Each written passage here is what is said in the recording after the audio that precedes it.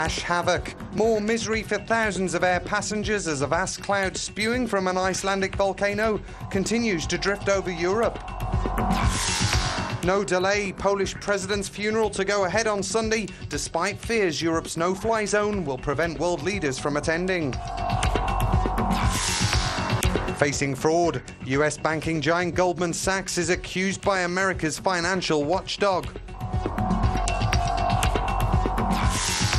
And it's a Spanish affair as Nadal, Ferreira and Badasco take 3 of the 4 semi-final places in tennis's Monte Carlo Masters. Europe's travel nightmare shows no signs of ending anytime soon, with warnings the volcanic ash floating from Iceland could ground flights for days. The cloud, which continues to hover over the continent, has resulted in a near-total lockdown at some of Europe's busiest hubs. Air disruption like this hasn't been seen since the 9/11 attacks in 2001. In the UK, most flights were cancelled for a second day. At Manchester Airport, many travellers were left tired and fed up. Well, I've been here for days and days and hours, just waiting, and that's all I can do. I'm frustrated, irritated, Twitter-pated, disgustipated. Oh well. One family from Doncaster were praying against the odds of getting to Cuba for a wedding. The bride's mum, the bride's father, all the bridesmaids, the best men, everybody else are here. And the wedding's on Tuesday, so it's really important that we do get there, otherwise she'll be devastated, and so will we.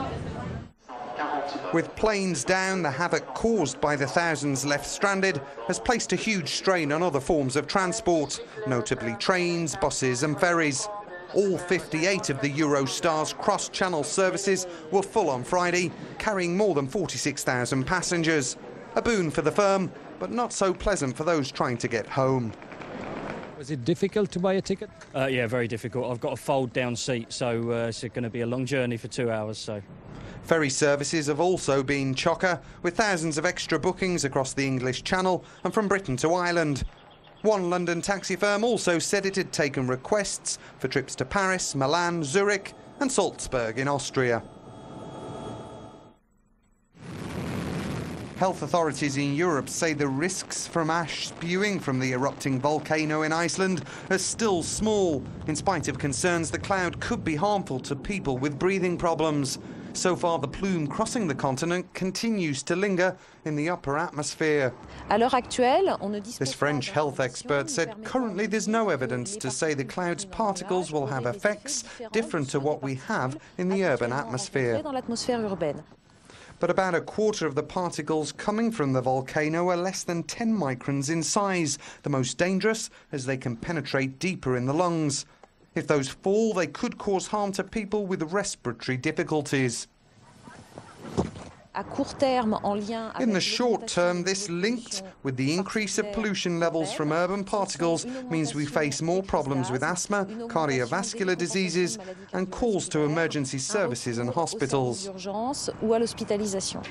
Earlier, the WHO warned people with asthma and other respiratory conditions to take normal precautions as they would on days of high air pollution, like avoiding strenuous exercise. Despite a volcanic ash cloud grounding planes across Europe, Poland has insisted the funeral of its first couple killed in a plane crash last Saturday will go ahead. It's feared the travel chaos could prevent world leaders from attending Sunday's funeral, but President Lech Kaczynski's family have made it clear they want no delay. The scenario for changing the date of the first couple's funeral in any way just doesn't currently exist. It's not being discussed. It's obvious the situation is changing. We've new information about the movement of the cloud coming in. But at this moment, there is no discussion on moving the funeral date. President Obama and nearly 100 other world leaders are due to attend the funeral in Krakow in southern Poland, and final preparations for the ceremony are ongoing. Nevertheless, the decision to make Wawel Cathedral the final resting place for the first couple, alongside Poland's kings, queens and other national heroes, has proved divisive. Some Poles have staged noisy protests, insisting Kaczynski does not deserve such an honour.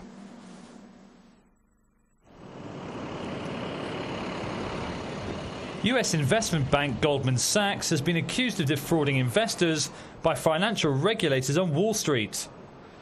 The charges focus on complex subprime mortgage products, similar to those blamed for the worst financial crisis in decades.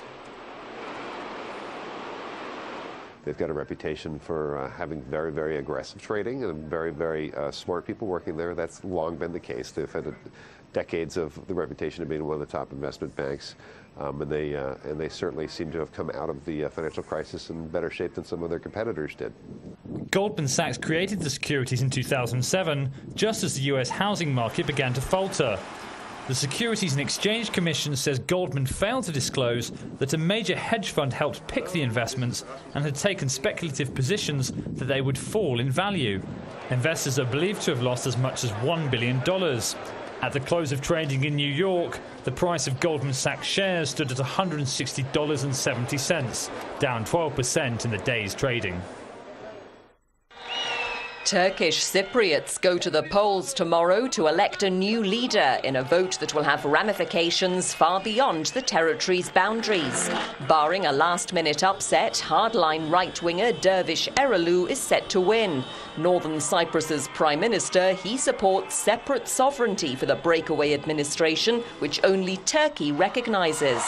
Current President Mehmet Ali Talat, though, wants reunification with Greek Cypriots, whose government is recognised internationally. He says the standoff between the two communities is closer than ever to being resolved, but that the gains of peace talks would be lost if his rival wins. But some believe a protest vote is likely because a resolution hasn't yet been found. Turkish Cypriot voters want to punish within the quotation mark, punish both international community and the politicians who gave many promises to solve that problem.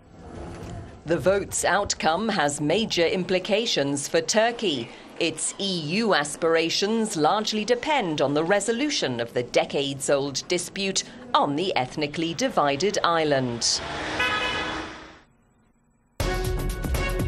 Some news in brief, and the International Monetary Fund has given the green light for a near €120 million loan to Iceland. The money, the last slice in aid following the nation's financial meltdown in 2008, had been delayed because of a dispute over compensation to Britain and the Netherlands following the collapse of Icelandic online bank iSave. 4 Spanish soldiers have been killed in Haiti after their helicopter crashed into a mountain. The cause of the accident is still not known, but the craft came down in the southeast of the quake-shattered country, close to the border with the Dominican Republic. The UN said the men had been working with its relief mission in the Caribbean country. And an Italian couple kidnapped in Mauritania have been freed in neighbouring Mali. 65-year-old Sergio Cicala and his wife Filomena Kaburi were seized in Burkina Faso in December by a group linked to Al-Qaeda.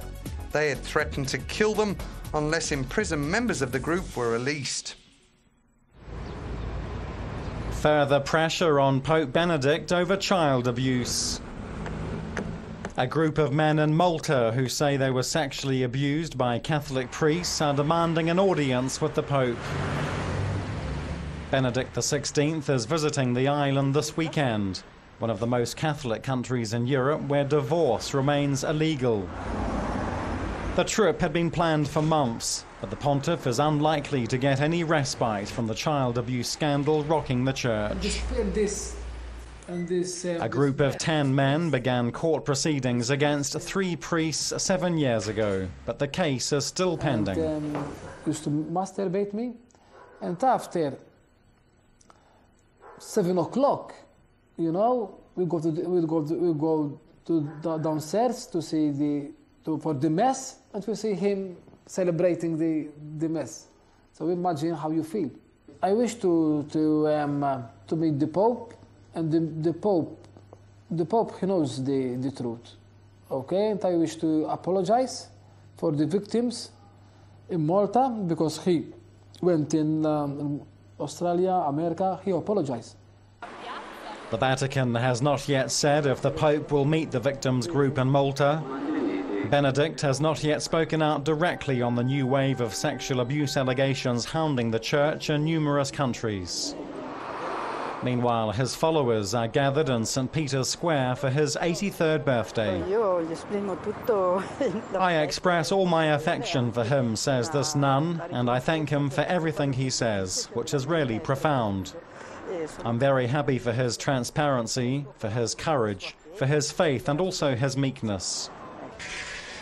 This week, the Pope did say the Church needed to do penance for its sins, in his first indirect reference to fresh media allegations about cover-ups of abuse.